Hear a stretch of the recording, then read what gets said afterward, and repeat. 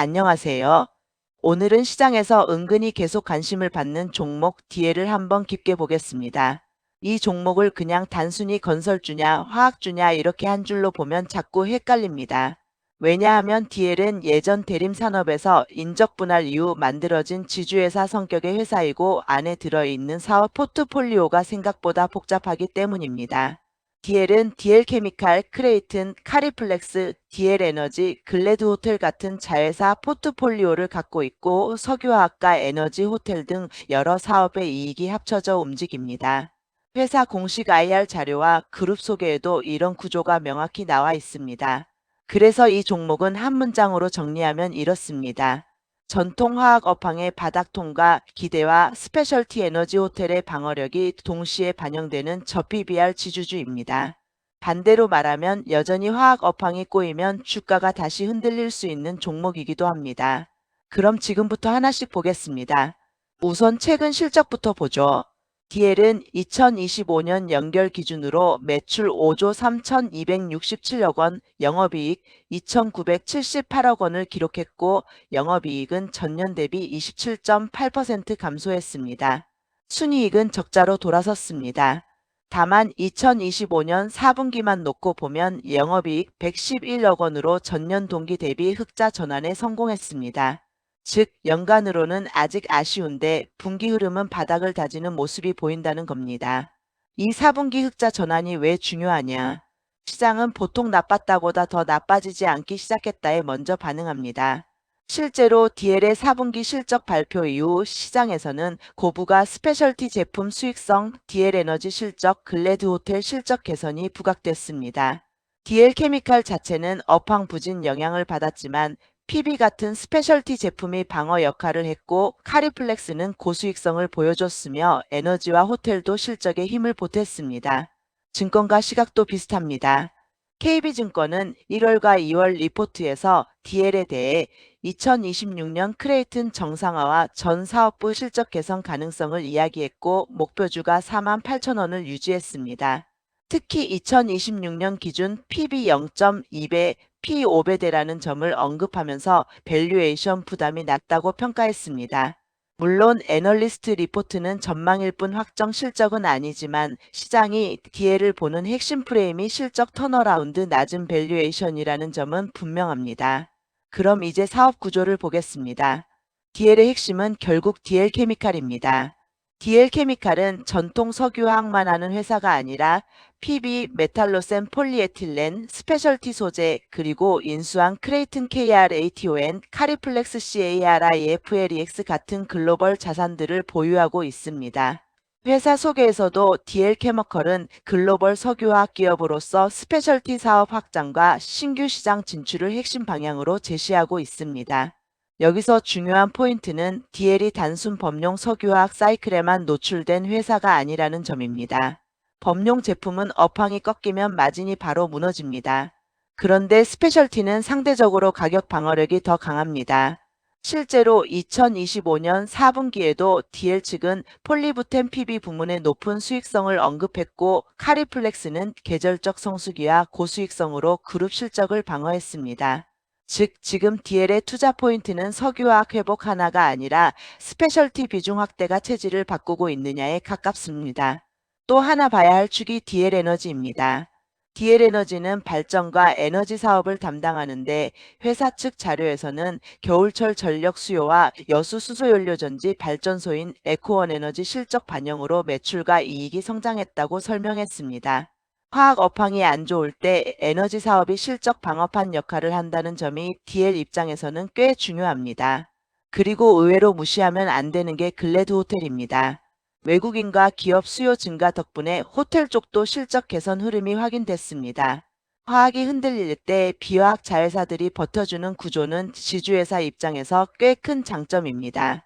실제 4분기 설명 자료와 기사에서 글래드는 높은 수익성과 역대 최대 영업이익 수준이 언급됐습니다. 그럼 업황을 봐야겠죠. 지금 DL을 볼 때 가장 큰 변수는 여전히 석유화학 업황입니다. 특히 시장이 민감하게 보는 건 여천 NCC 문제입니다. 여천NCC는 DL케미칼과 하나솔루션이 절반씩 보유한 합작사인데 공급 과잉과 수익성 악화, 원료 수급 이슈 등으로 구조조정 이야기가 계속 나오고 있습니다. 2025년 말에는 DL케미칼이 원가 보전 강화와 대규모 셧다운 필요성을 공개적으로 언급했고 2026년 3월 보도에서는 여천NCC와 롯데케미칼 여수 공장을 통합하는 합작사 설립 검토 가동률 축소 일부 설비 정지 가능성까지 거론됐습니다. 이게 왜 중요하냐면 DL 주가가 단순히 실적 괜찮네로 못 가는 이유가 바로 여기에 있습니다. 시장은 늘 묻습니다. 좋아, 카리플렉스랑 에너지랑 호텔은 좋은데 그럼 여천NCC 쪽 구멍은 얼마나 크냐? 이 질문이 해소돼야 DL의 멀티플 재평가가 더 강하게 붙을 수 있습니다. 그래서 DL은 실적 발표 때 흑자 전환을 보여줘도 어떤 날은 강하게 오르고 어떤 날은 또 급하게 밀리는 약간은 널뛰는 흐름을 보이는 겁니다. 실제로 최근 주가 흐름도 꽤 변동성이 컸습니다. 3월 11일 기준 인베스팅 캄에 따르면 DL 주가는 44,500원, 52주 범위는 27,900원에서 56,400원이었습니다. 또 2월 24일 장중에는 52,700원 수준이 언급됐고 3월 9일에는 41,200원까지 밀리며 VI가 발동되기도 했습니다.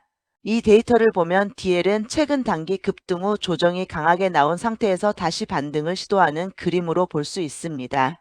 차트적으로 해석해보면 이렇습니다. 정확한 실시간 보조지표는 증권 HTS 기준으로 확인해야 하지만 공개된 최근 가격 흐름만 놓고 보면 52,000원 안팎에서 한 차례 강한 매물 저항 41,000원대에서 단기 지지 확인의 흔적이 보입니다.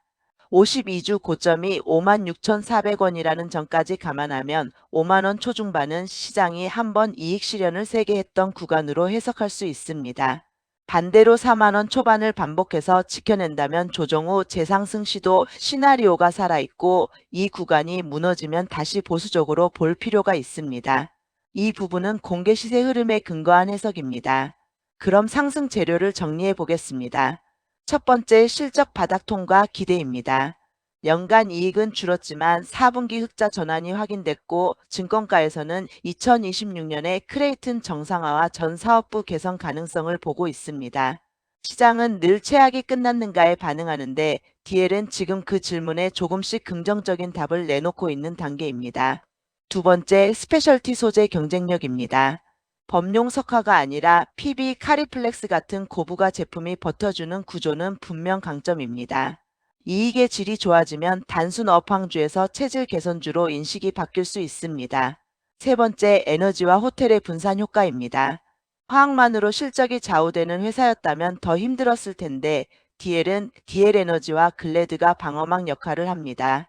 지주사 할인만 줄어들어도 시장이 보는 밸류에이션이 달라질 수 있습니다.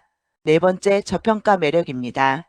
KB증권이 언급한 2026년 기준 PB 0.2배 수준은 시장이 DL에 상당한 할인율을 주고 있다는 의미입니다. 물론 싼 주식이 항상 바로 오르는 건 아니지만 실적 개선 신호가 이어지면 저평가 논리가 다시 힘을 받을 수 있습니다. 다섯 번째, 기관 수급 기대입니다. 2월 24일에는 기관이 13거래일 연속 순매수했다는 보도도 나왔습니다. 수급은 단기적일 수 있지만 적어도 시장의 시선이 DL 쪽으로 한번 다시 모였다는 신호로는 읽을 수 있습니다. 그럼 리스크는 뭘까요? 가장 큰 리스크는 당연히 여천NCC와 전반적 석유화학 업황 부진 장기화입니다. 여천NCC는 구조조정과 유동성, 가동률 문제 등이 계속 언급되고 있고 2026년 3월에도 나프타 수급 불안과 설비 정지 가능성 보도가 나왔습니다. 만약 이 문제가 장기화되면 DL케미칼과 DL 연결 실적에 부담이 이어질 수밖에 없습니다. 두 번째는 배당 미실시입니다. DL은 2025 사업연도에 대해 배당 미실시를 결정했다고 공시했습니다. 주주환원 기대가 높아지는 시장 분위기에서 배당 미실시는 분명 약점입니다. 특히 지주주들은 요즘 배당, 자사주 소각, 주주환원 정책이 중요하게 평가되는데 DL은 이 부분에서 당장 매력이 강하다고 보긴 어렵습니다. 세 번째는 변동성입니다. 최근에도 며칠 사이 급락 VI와 급반등이 반복됐습니다. 이건 재료가 좋다고 해서 편하게 들고 가기 쉬운 종목은 아니라는 뜻입니다. 쉽게 말해 확신 없이 뒤늦게 추격하면 멘탈이 흔들리기 좋은 종목이라는 겁니다. 그럼 이 종목을 어떻게 바라봐야 할까요? 저는 DL을 완전히 안전한 종목으로 보진 않습니다.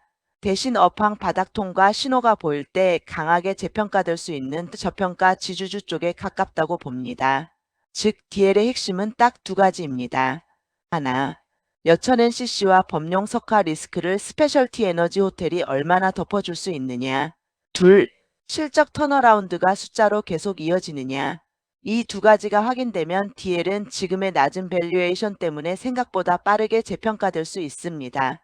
반대로 여천 NCC 문제가 커지고 화학 업황이 다시 꺾이면 시장은 역시 싸게 거래되는 데는 이유가 있네 하고 다시 할인할 겁니다. 정리해 보겠습니다. DL의 장점은 저평가, 스페셜티 소재 경쟁력, 에너지 호텔의 이익 방어, 4분기 흑자 전환, 그리고 2026년 실적 개선 기대입니다. DL의 단점은 여천 NCC 구조 조정 부담, 석유화학 업황 불확실성, 배당 미실시, 그리고 높은 주가 변동성입니다. 그래서 이 종목은 한마디로 지금 당장 모두가 편하게 사는 종목은 아니지만 업황과 실적이 한 단계만 더 나아지면 의외의 탄력이 붙을 수 있는 종목입니다. 끝으로 한 줄 코멘트 드리면 DL은 뉴스 한 줄 보고 접근할 종목이 아니라 분기 실적과 화학 업황, 여천 NCC 이슈를 같이 추적해야 하는 종목입니다. 이 종목을 볼 땐 싼데 왜 싸지? 를 먼저 물어야 하고 그 질문에 대한 답이 조금씩 좋아지고 있는지 체크하는 게 핵심입니다. 이 영상은 매수매도 추천이 아니라 투자 판단에 참고하기 위한 분석입니다.